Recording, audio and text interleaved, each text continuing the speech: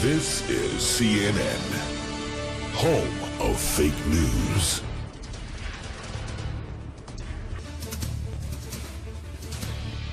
You know, our job down here is to cover the president, to tell our viewers what he is doing on a daily basis. Over the last few days, we've gotten video of the president golfing at his nearby golf club here in West Palm Beach.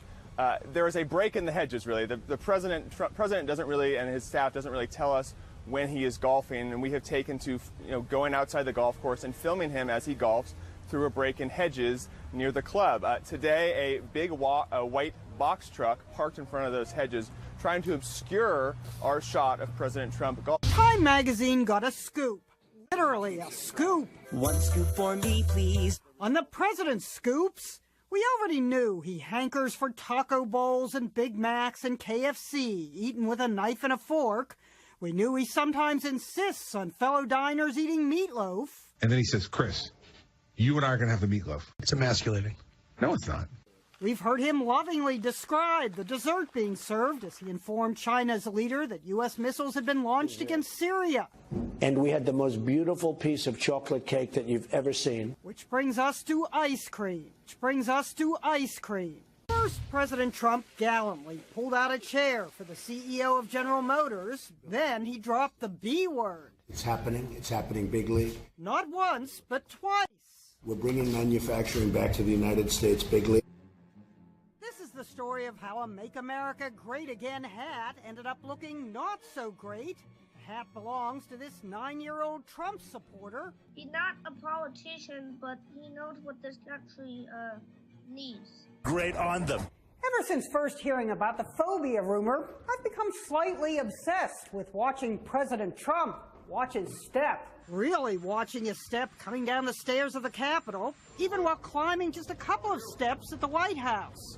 Coming off his plane, eyes on his feet, clutching the railing. He once noted, live from New York, it's almost Saturday night. As SNL prepares to raise the curtain on its 42nd season, it's Kate McKinnon as Hillary Clinton versus Alec Baldwin as Donald Trump. This year, SNL actually pushed its season opener until after the first debate. Now, the sketch everyone is waiting for could help shape the narrative of this election. Flying above Times Square. It's a bird. It's a plane. It's Super Trump. A group supporting the Donald shelled out $25,000 for this to run on a digital billboard for 3 days. I think the Donald would agree with the second half of this description. Strange visitor from another planet who came to Earth with powers and abilities far beyond those of mortal men. But if you peel off Super Trump's tights, this is what you get.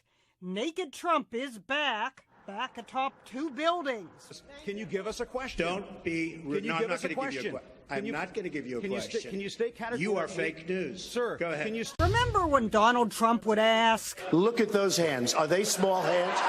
They're not small, are they? yes, and here's the proof.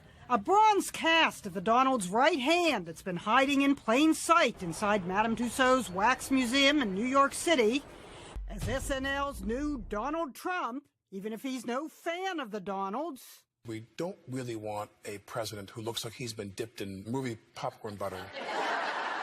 Now that he's president, no one will dare do what Donald Trump once invited Come on, Barbara, get over here. Barbara Walters to do. Now you're going to mess it up for this interview. No, It's okay. optics. But now we've learned something new about the much maligned, most famous head of hair on any head of state. Talk to your doctor about Propecia. Only it was Trump's doctor who talked about Propecia to the New York Times, something a senior White House official says he did not have permission to do. Remember Dr. Harold's tie was longer, and when the wind blew, there it was, tape. The second time Donald Trump had been caught with his tape showing, inspiring tweets like, ran over to Macy's to pick up a Trump brand tie clip, and this Scotch tape is great again hat to go with his tie. The fashion police want the president to say so long to ties that are so long. Business Insider called the length sad. Crimes against cravats screamed a headline. The CVS receipt of ties compared his neckwear to the notoriously long drugstore receipts. If Trump's tie were any lower, it would be his approval rating. This is CNN, Home of fake news.